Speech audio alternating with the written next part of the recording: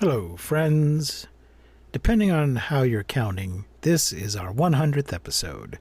So, of course, there are technical difficulties. I re-recorded some of my sound, so you might notice some discrepancy there. It's also kind of a short episode, so I'm attaching one of our Kaiju Go interviews to the end of it. So when it sounds like the episode's over, keep listening. There's more coming.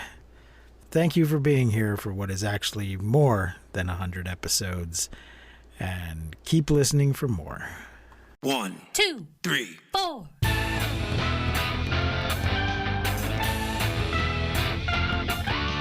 Monster movie. Fun time, go! Monster movie. Fun time, go. Monster. Movie. Fun time. Go! Monster movie. Fun time, go. With Precious D and Honeybee.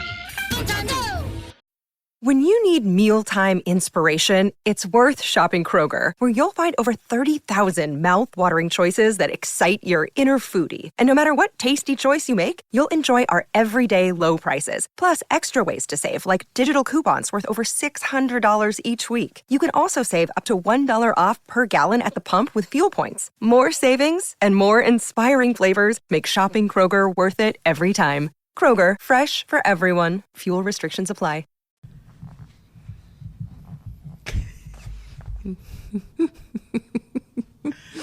Hi, I'm Precious D. What? Hi. Okay, sorry. Okay. Take 2. Hello, I'm Precious D. And I'm Honeybee. And we are two best friends who are making our way through the history of kaiju movies. Ooh-wee. Tell us when we started. We started with 1933's King Kong. And we're making our way chronologically through the history of kaiju movies. So join us each week, my friends, where you're sure to get a smile here on Monster Isle, or Infant Isle, or Kong Skull Island. Yeah, join us, you little monsters. And you can also check out our Patreon for bonus content at patreon.com/mmftg. Yeah. Okay, I'll stitch that together into something. What movie we were doing? Turbo. Let me look it up. Beep, beep, beep, beep, beep, beep.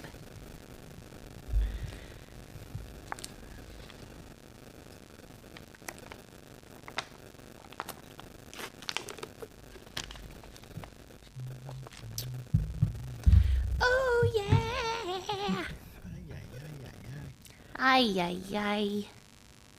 Yeah, I noticed at one point he did 4 of them. I'm like, oh, serious. Dang, that is, trouble is happening.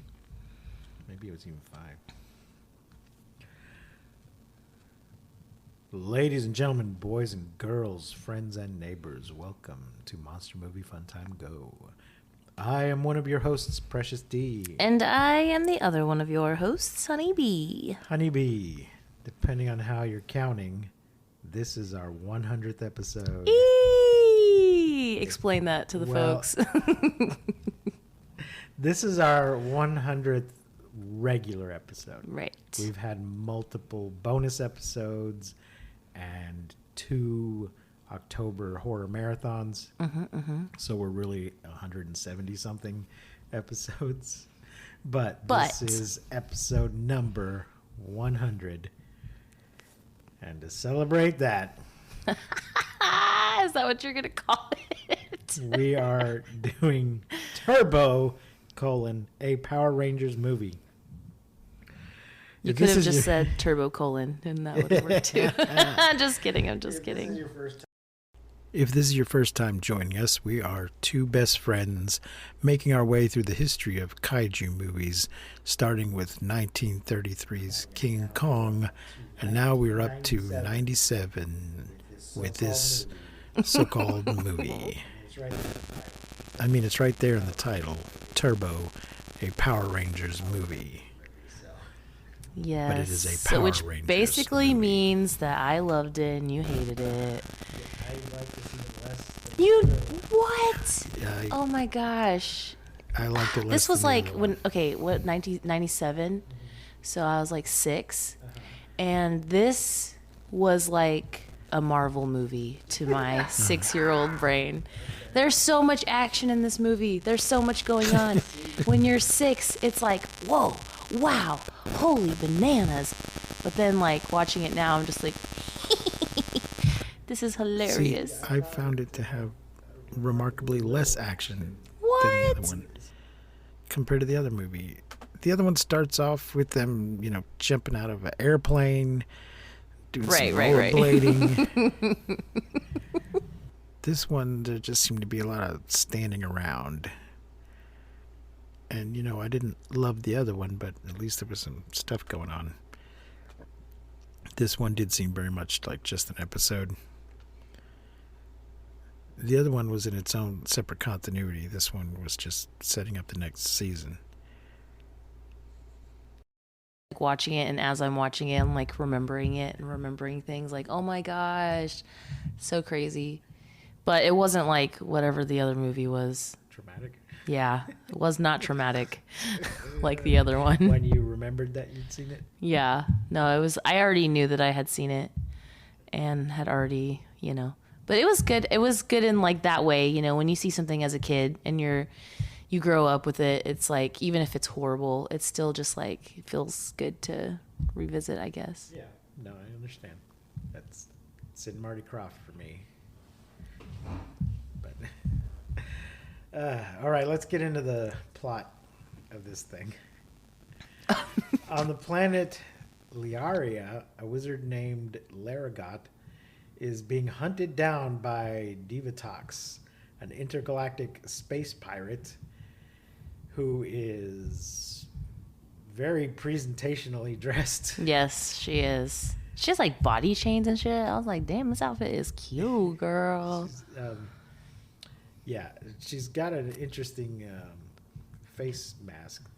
It's not quite an eye patch, but it Yeah, like covers Phantom half of the Opera yeah. type situation. covers half of her face. May or may not be cybernetic. It's not clear. Mm-hmm. I was checking out her Instagram. She's got one that she was posting recent pictures of her with that mask on. Aw, So, cute. but yeah, it's quite an outfit. You should check it out. Anyway, she is seeking his golden key to traverse an interdimensional gateway and enter into matrimony with Malagor, an imprisoned demon who promises her riches and power. Yeah, she's very horny for Malagor. Yeah, it's kind of like, I guess like a kid's version of like a gold digger. Yeah, yeah. Like she just wants his powers and riches. Though she does keep calling him my beloved and my betrothed and all Yeah, this but I kind think of it's like stuff. in a patronizing way. It's not like in a But like we never actual... see his side of this whole situation. Yeah, because he's like locked up in the volcano or some shit. Yeah, we don't see him in prison pining for her or anything. It's like, oh, when will she come for me? Because it turns out he's just some monster thing. Yeah, that I really liked doesn't him. really seem aware of her. Yeah, I loved the way he looked. One-sided relationship, I think. Yeah, for sure. Because I guess like because she marries him, then she's gonna acquire his powers. I don't understand why she had to marry him, but I know it's a nonsense. I think it's just like kid shit. Like Yeah. so kids will be able to follow along or something. I don't know. Larago escapes Divatox's forces and travels to Earth in search of Zordon and his friend Alpha 5, but arrives in Africa by accident. Weakened by the sun's ultraviolet rays, I didn't catch that that's what was going on. You didn't? No. They say it did several they? times, I yeah. wasn't paying attention. Larago meets a tribe of chimpanzees and wanders off with them. This is so cute. The little chimpanzee tribe like coming and taking his hand and like they're all like kind of walking him. And it's so funny because when they like the camera's behind them and they're all walking forward and a few of them turn back and like look at the camera, and it's because they're chimpanzees and like doing the thing. Like they're like, am I doing it right? Like, am I doing the thing? Like, don't look at the camera. Keep going. You're good. Take the puppet. Go, go, go. Meanwhile, Divatox heads to Earth in pursuit. In Angel Grove, Rocky DeSantos, Adam Park, and Tommy Oliver are training for a charity fighting competition to save the youth shelter. So they're doing a charity event again. Yeah. Because they're the Power Rangers. But nobody knows they're the Well, yeah, but that's not. They don't have to know. That's not why you do charity. Oh, I see. I'm saying they're not using their celebrity. Oh, no. Bring in donations. No, they're just doing good deeds. Which they could do, I would think. Yeah, I I thought don't know. It might be against the rules. They seem to only be able to their code. change to. They. The fights have to escalate, and the bad guy has to escalate it. So first you fight out of costume, then you fight in costume, then you summon the Zords, then you assemble the Zords into the Megazord. So maybe you can't just change into costume to make an appearance at a charity event. Yeah. But it seems like if you could, you'd raise some extra money. So this is so lame, though. Rocky accidentally injures his back. Yeah, By it's making hilarious. a lame attack and flying out of the ring. Yeah, it's so He funny. was instantly taken out of the movie. It's so funny how he like does this kick and then just flies through the air out of the ring. It's hilarious.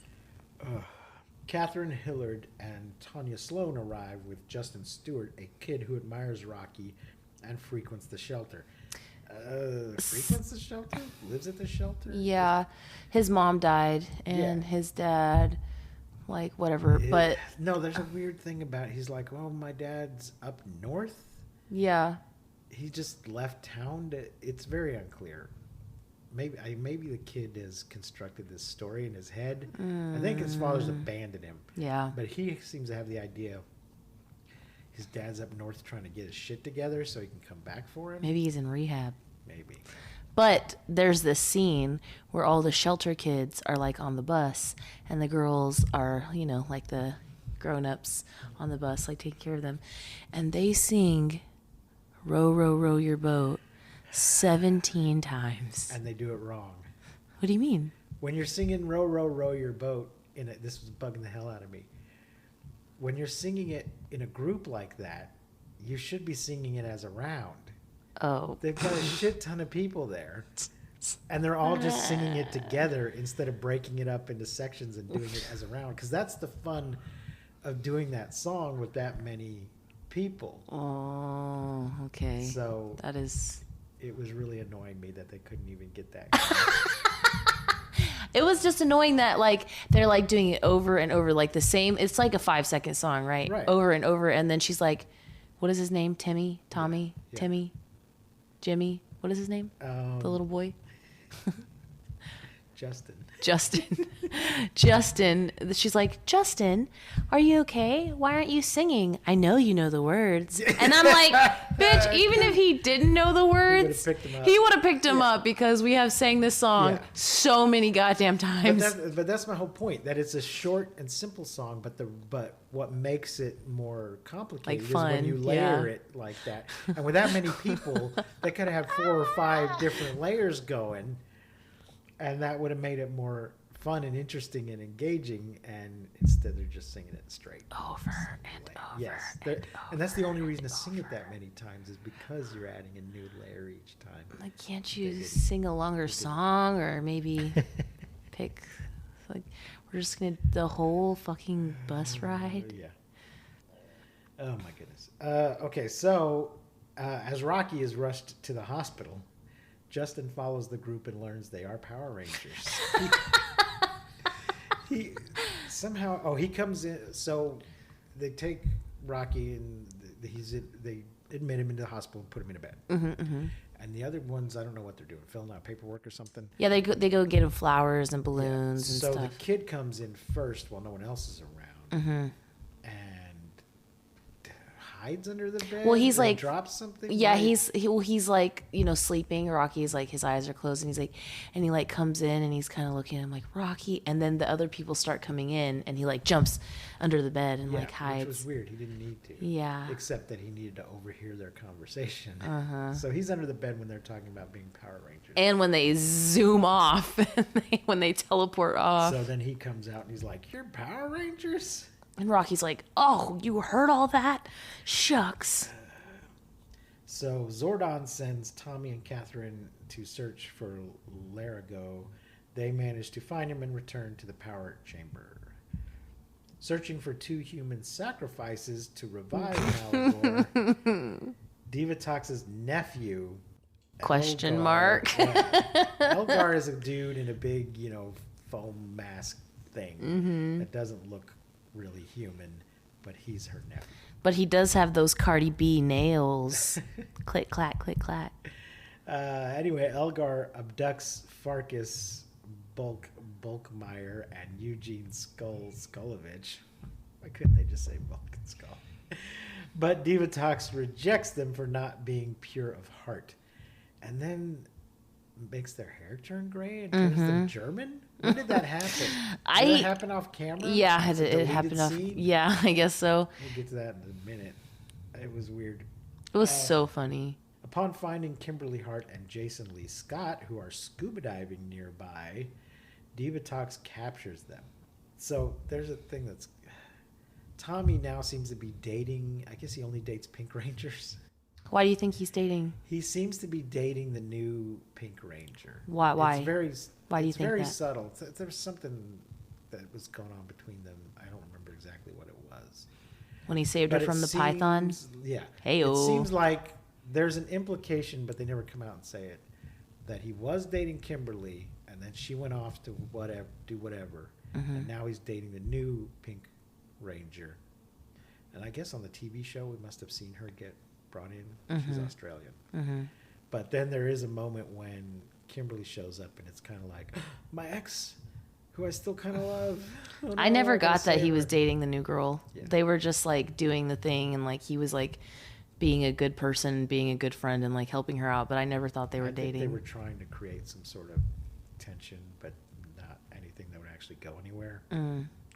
Anyway, Divatox captures them. While recovering, Larago is contacted by Divatox, who has captured his family and demands he surrender himself. Yeah, so they find Largo in Africa, but they first fight a python and then fall into a rushing waters. But for some reason, Kat, like when she's falling, and of course, if you've seen the Power Rangers, anytime they jump or anytime they fall, it's in like slow motion. Yeah. And when she falls, she does the like Pink Ranger and like turns into like, you see her change into her like Pink Ranger uniform, but when she hits the water, it doesn't work for some reason. Maybe it's part way. I think she hits the water before the transformation's complete. So Yeah, I guess breaks so. it. So it breaks it, and then Interrupts it. she can't swim. I guess not. You're a Power Ranger. You can't She swim. relies on the powers too much. I guess so. Yeah. Because then she's like, and Tommy has to just, after he fights the freaking anaconda or whatever it is, Right. has to jump in and then like save her. I was just like, you're a Power need to be- Ranger. Why? So What do I've you seen mean? I've seen this idea a couple times in the comic books of Superman needing to train to fight. That he shouldn't rely on his powers. Yeah. Because one, he sometimes loses them, and two, if he runs into somebody who's as powerful as him, he needs to know how to actually fight. Yeah. And not just count on everything bouncing off of him or being able to pick up and throw whatever the problem is. So I'm thinking maybe these Power Rangers have not spent enough time. Well, some of them are doing martial arts competitions, but then True. getting injured and taken out of the game. Yeah.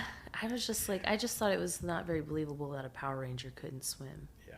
Like, come on. Come on, Kat. But isn't Tommy Get your jump in shit to save together. her? Isn't that, She's, is yeah. that part of what I'm thinking of why they were a thing? Yeah, but I'm just like, the new girl. Jeez Louise. I should mention this is This summary's off of Wikipedia. Thank you, Wikipedia. So, Divatox also uses Kimberly and Jason to pressure the Rangers. At the exchange site, Elgar tricks the Rangers and captures Larigo. Oh, also, Divatox's like submarine is so cool. Yeah. Like the Sharky submarine, Yeah. so cool. She spends most of the movie on one set, which is that submarine. But then later we find out she's afraid of water also, which I was like, what the fuck? Yeah, Why the hell you been? well, she's described as a space pirate, though. Oh, So yeah, maybe you're normally- right. Maybe normally that's a spaceship that can also be a submarine. Yeah, that makes sense. I mean, as far as the Power Rangers can make sense. Also, I was looking her up, and she's Divatox in this. But then for the first, 20, 25 episodes of the following season, somebody else is Divatox. Oh. And then she comes back for the next batch. Oh. So I haven't looked up those episodes and compared the two, or compared their costumes. I don't know if the movie costume is spicier than the TV costume. It's so spice. Zordon and Alpha create new powers for the Rangers to defeat Divatox because they need to have new costumes so they can sell new toys. With these new turbo powers and new vehicular turbo Zords, I agree. When the Zords show up, somebody's like, those are just cars. And I was like, yes, you're right. They are turbo cars. No, dude, they're just cars. This is lame. This is very lame. Aw, I liked it. You liked them better than a mechanical mastodon and I mean- saber-toothed tiger? And I just thought it was like, I don't know, I liked it. I didn't think it was like, yeah, that stuff is cooler, but like whenever it turns into the huge, giant, yeah. transformer looking, Now that part I did appreciate. yeah, it was cool. The CGI, just the CGI in the previous movie was shit, and they wisely went back to dudes in suits fighting on a set. The Rangers travel across the desert to a ship called the Ghost Galleon. This is so weird. Zardon, is that his name? Zardon? Just is like, hey, there's a Ghost Galleon that I just happen to know about. Go find it, and that'll help you get. Oh, there's a whole not Bermuda Triangle. What were they calling it? I don't remember. There's some dimensional thing going on that is sort of a Bermuda Triangle, but it's some other thing. They're calling it the Devil's Triangle or the Demon Triangle or something. So they need this Ghost Galleon to be able to access it. Oh yeah, and did we talk about how Largo has a wife and kid? Yeah, but she kidnapped the family to Yeah, force him to surrender. the little baby, so creepy, it's so cute. So we see this. They do this bit where they're showing us a new Blue Ranger, but they won't show us his face at first. And Zardon's like, "Yes, you will be the new Blue Ranger, and go join the others now." And then, as they're checking out their Zords, another The blue one vehicle pulls comes up. pulling Yeah. up and gets out, and it's the damn kid, Justin. So they're joined by Justin, who has received Rocky's Blue Ranger powers while Rocky is recovering in the hospital. On Divatox's submarine, Jason and Kimberly come up with a plan to escape, but though Bulk, Skull, and Kimberly escape the sub, Jason is trapped and left behind. Yeah, so at this point, Bulk and Skull are like... They've somehow... she's done something to their brains. Yeah. Their hair is gray or white. But or, it's like, obviously, that like spray hair Yes. stuff from like Walgreens. Yeah. And they're speaking in German accents, and they don't know who they are, and they don't recognize Kimberly and what's his name. But we don't see this happen to them. So I don't know what. There must be a deleted scene. So yeah, there's a whole thing where he thinks, Jason thinks that if we should just open up a hole in the side of the ship and we can escape that way. He doesn't know how far down they are and whether or not that's going to be dangerous. And he ends up getting left behind. they close the emergency. Of course, once this happens, they're like, "Oh no, the ship's leaking." It takes them a while to figure out where it is, and they're like, "Well, shut the emergency hatch." So he gets caught inside while the others escape. After Divatox and the Rangers traverse the Nemesis Triangle, there you go, and reach the island where Malagor is, Divatox torpedoes the ghost galleon. When we first see the ship, it is all ghosted up, but once they get in it and start traveling, it looks fine. Yeah. It's all cleaned up. Kimberly, there's also a fight. At one point, some putty equivalents storm the ship and get their butts kicked, and Yeah. the last one just jumps overboard. Tommy's like, boo. And he's like, ugh, splash.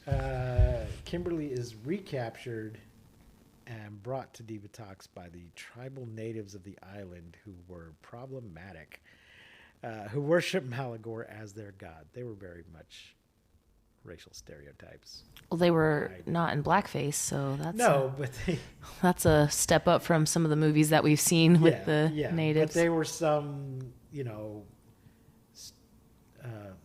movie dude's idea of what natives are, not with no actual research about anything. I was uncomfortable. At the temple in the volcano, the Rangers fail to free Jason and Kimberly before they are possessed by Malagor. They throw them down a pit or something, and they come back up with glowing red eyes and like really deep, attitude. raspy voices. Like Kimberly's like, usually talks like this, and then she's like, I don't have any friends. Yeah. And they attack the Rangers mercilessly. So this is where we get that. When Tommy first sees Kimberly, he has the biggest reaction. He's like, Kimberly. And then at one point he takes his mask off and he's like, Kimberly, it's Look me, at me. Tommy. It's me. I So love I think you. that's the implication that they used to be something and that he's the one that has to try to Get her out of it. Yeah.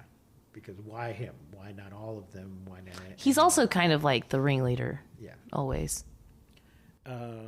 So let's see. The Rangers succeed in freeing Larago and his wife Yara, who undo the possession. Angered, Divatox sacrifices her nephew and successfully revives Malagor. But when she does too, I was like, damn, this bitch is such a savage, because she turns around, she's like, remind me to get another pet. Yeah. I was like, damn, bitch, you crazy. Yeah, she has this weird little snake pet. We haven't seen it the whole time, but she throws it at her nephew, and that makes him fall into the pit. The Rangers combine their Turbo Zords and form the Turbo Megazord to fight Malagor. Powerbots roll out. They defeat him as Divatox and Rygog flee. It's the first time they mentioned Rygog. He was the other sidekick. Yeah, I really like the bad guys like costuming. I like his. He looks so. He's probably my favorite like costume out of anybody. He looks really like cool, like his like volcano face and his like. Did he have the volcano face? Well, it's like all broken up and like fiery, like lava. Fired lasers from his eyes. Pilots a lion-themed cat Zord. Anyway, they flee, vowing vengeance. The Rangers pick up Jason, Kimberly, Larago, Yara, Bulk, and Skull and return to Angel Grove. At the competition, Jason takes Rocky's place, and they win the fight, earning the money to save the shelter. Yay! This part kind of bugged me. What? There's two teams of, and they seem to all be fighting in like a battle royale kind of thing. The Rangers and their team are all dressed in white, and the other guys are all dressed in black, and they quickly kick all their asses. But those other guys are presumably also fighting for some charity, and they're presenting them like they're bad guys who we need to righteously defeat. And I'm like, they're just up there trying to get money for their charity too. I assume that the second place people got some kind of money for their charity, because that's a little cold. To just be like, no, fuck your food bank or whatever it is. You guys whatever suck. you're fighting for. We're the You best. suck, and so do your children, your foster kids that you're trying to raise money for. Yeah, it could have been another kids shelter just in the town next door. Who knows? So I just thought that was a weird way to raise money for charity. I mean, they do it on game shows all the time, but there is. What do you mean, like they? What do they do? Like Celebrity Jeopardy? They're all playing for some charity. Oh, I see what celebrities you don't mean. take home the money. Right. It goes to some charity. Okay. But they also guarantee, I think, a minimum to each person's charity. The winner just gets A bigger bonus. one. Yeah. But they're not like, Fuck you. Fuck your charity. So, last charity standing. So, yeah, I hope the other cause got some money. So, there you go. Turbo, a Power Rangers movie. I thought it was interesting they called it that rather than Power Rangers 2, but they were trying to promote the next season. So, And there wasn't really much. Oh, also, we didn't talk about this. Rita makes a guest appearance when the bad guy calls her and she's like, I need your advice. How do I defeat the Power Rangers? I don't remember that at all. What? Did I fall asleep? I guess. Because she's like, ha ha ha ha, the Power Rangers. Do you think if I knew how to defeat the Power Rangers, I'd be laying here listening to this? And she like puts the phone, which all the way, by the way, they're all landlines, which is hilarious. She like puts the phone to the other bad guy from the first movie, and he's like,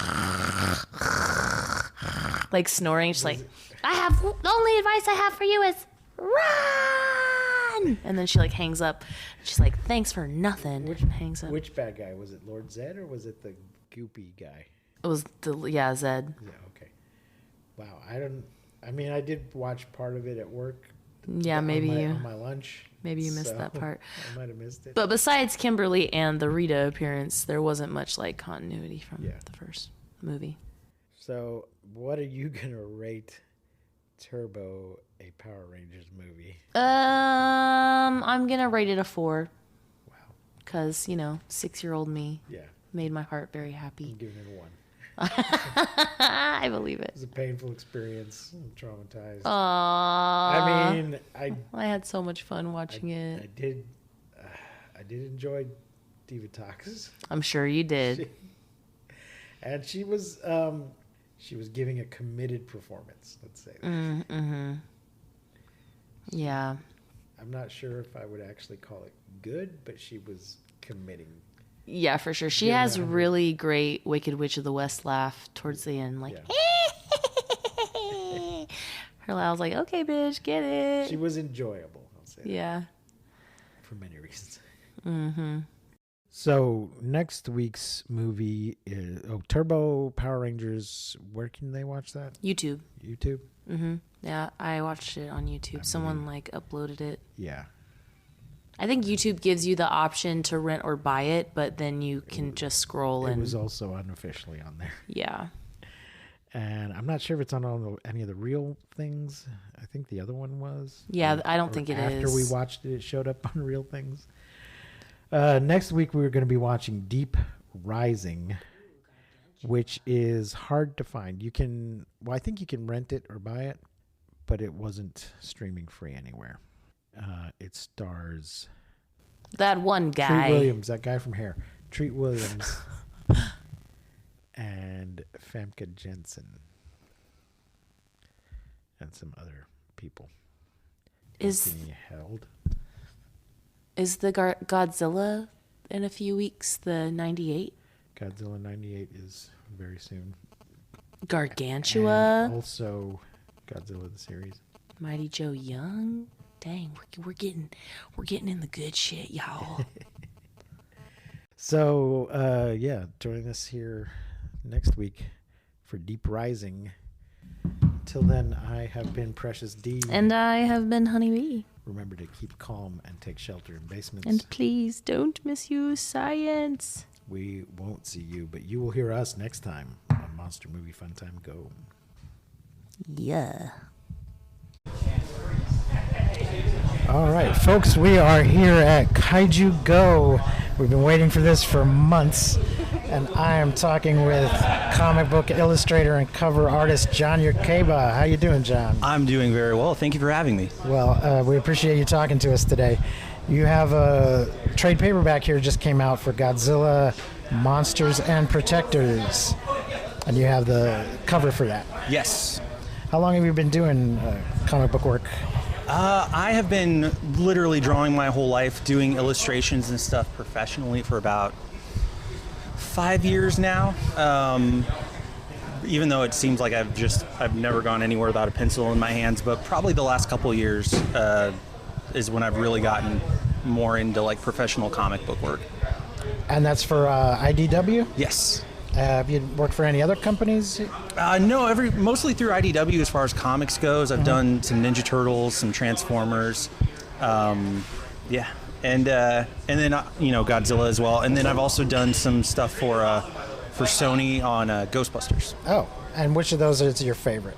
Oh man, You can only pick one, and we will drown the rest of them. Oh no, no. So choose wisely. I mean, as far as comics, I gotta go with Godzilla. I will always have a soft spot for Ghostbusters in my heart. That was like my first pop culture love. I've been into that since before I can remember. But as far as comics, I love Godzilla and like that whole world of monsters and everything so much. It's got to be very exciting for you to get a chance to work on that character professionally. Yeah, and also it's a lot of pressure. Not like from the fandom and stuff, sure, because you want to do right by the fandom, you want to do right by the brand and by Godzilla and everything. But my mom is a massive Godzilla fan, and literally, like, I texted her when they offered me the gig, and I was like, Mom, guess what? I'm going to be doing Godzilla.